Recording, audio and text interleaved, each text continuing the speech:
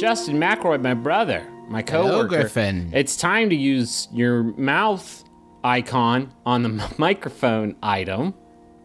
Okay. Like they do in adventure games? That's a weird way of saying all of that, but whatever you think. We're going to do a video now where you're going to tell me all about King's Quest and Knights You Remember, which I played about an hour of, and I've captured some of it and put some of that together into this video presentation. This is the very beginning of the first chapter of this new series, which you and Sumit reviewed for Polygon.com. Here I just went ahead and I flipped one switch and I survived that, and I got a little bit greedy, I guess, and got one of the game's many death screens.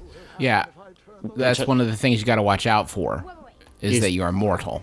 Yeah, sure. So that's just number one game tip at the front of the video with Justin. Don't die, because you can die. Yeah, this is really interesting. They kind of front load. If you are like, if this is the first thing you're seeing of King's Quest, the 2015 edition, it probably looks a little crazy because it doesn't feel very adventure gamey. They kind of front load it with a few of these action sequences. There are a couple more later as you go, but it kind of eases you into the puzzle aspects and hits the sort of like a little bit more action up front.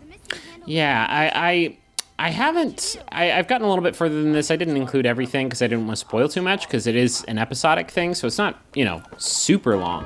So I didn't want to spoil much, but I haven't really hit any puzzles that have been especially complex. Like, I don't think it's unfair to say that it's using sort of the Telltale structure where, like, puzzles aren't especially difficult.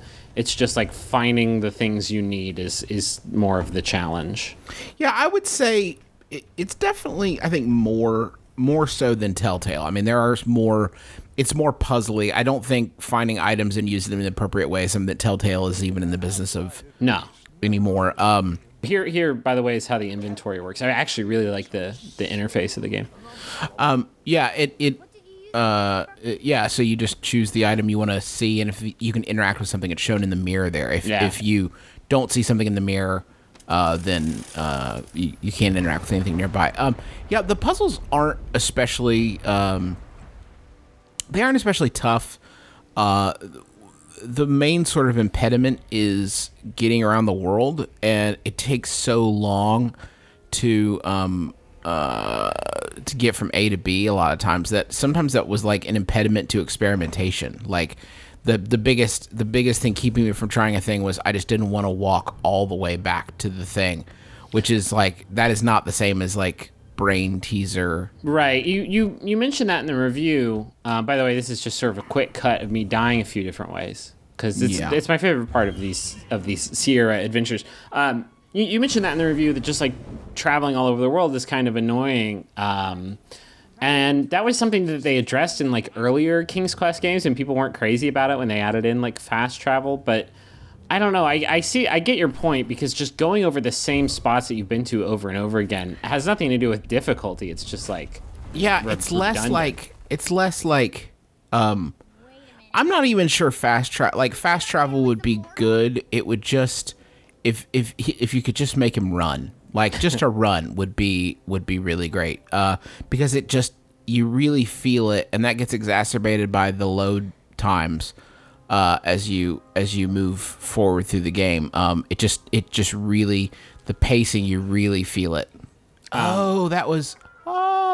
Okay. What's wrong? Did you do something different? No, the watching this scene, I can contextualize this a little bit better now, because this is actually sort of a prelude. It's actually I guess you could call it a reimagining of one of the scenes from King's Quest 1, where he steals the mirror from the dragon as one of the 3 items he has to get to become King of Daventry. Right. This is sort of a reimagining of that. So like, it's chronologically later than the rest of the game, which I'm just not realizing. Huh. I'm not realizing that, but it's been contextualized. Is there a lot of stuff like that for folks like you who are big fans of the series? I would say it's certainly not something where you're going to get like loaded down with it. Like, you're not going to miss much if you aren't. But like, it's almost sort of used as like a shorthand to communicate that they know what they're doing. You know what I mean? Like there's, for instance, one of the jokes in King's Quest is that Graham's father was a knight and his grandfather was a knight and his great-great-grandfather and his great-grandfather was a dentist, but his dad was a knight. That's cool. So, and there's like a reference to that made in the game. So like that kind of thing. This is one of the things that's weird about King's Quest is this version is you get these decisions sometimes and you don't exactly know what you're deciding. Right. You say this, what happens has consequences. Christopher Lloyd tells you that. He does the voiceover for the future you narrator. And he says, you have to shoot one of these three things. It gives you a little bit of context, actually, because he already has the one arrow in his eye, so you figure I can shoot his eye out and blind him.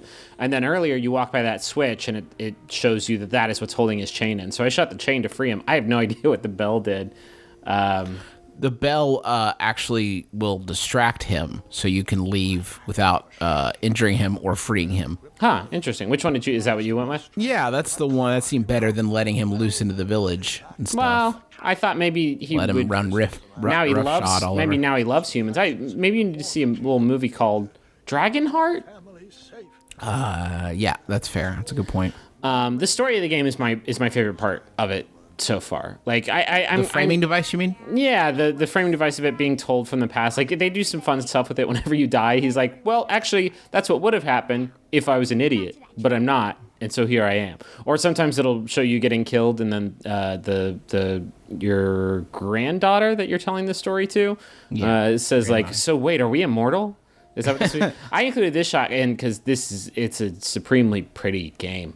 Yeah, it's really, it looks like King's Quest box art. Yeah, I'm has very, looked for the past 30 years. Very much into it. But I'm kind of with you. Like I haven't found it especially challenging. They're doing some. What's weird is they're doing some cool stuff with like branching solutions. Like I hit one puzzle where you're sort of looking for an item of a particular shape, and you can go into a town, and there's like a few different ways that you can solve it. A few different items you can find.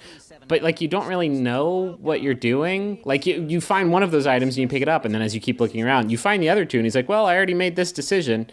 I feel like that's kind of, it's maybe not a great example, but it's kind of indicative of like, I think the game maybe drops the ball a little bit in going down that path of like not just having one solution, because you just make the solution. You don't know that there's other stuff you could be doing. And I feel like you need to know that there's other stuff you could be doing in order for that stuff to really resonate. Yeah, I'm really of two minds about it, because I on the one hand, it's kind of neat to compare stories with people afterwards and say, oh, what did you do?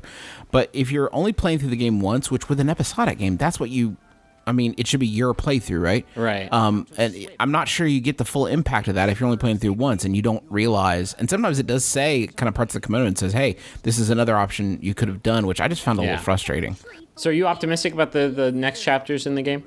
I am. Provided they clean up some of the pacing stuff, then I think it'll be great. No need to argue about the fact that I am. Uh-oh. Oh, dear. Not good.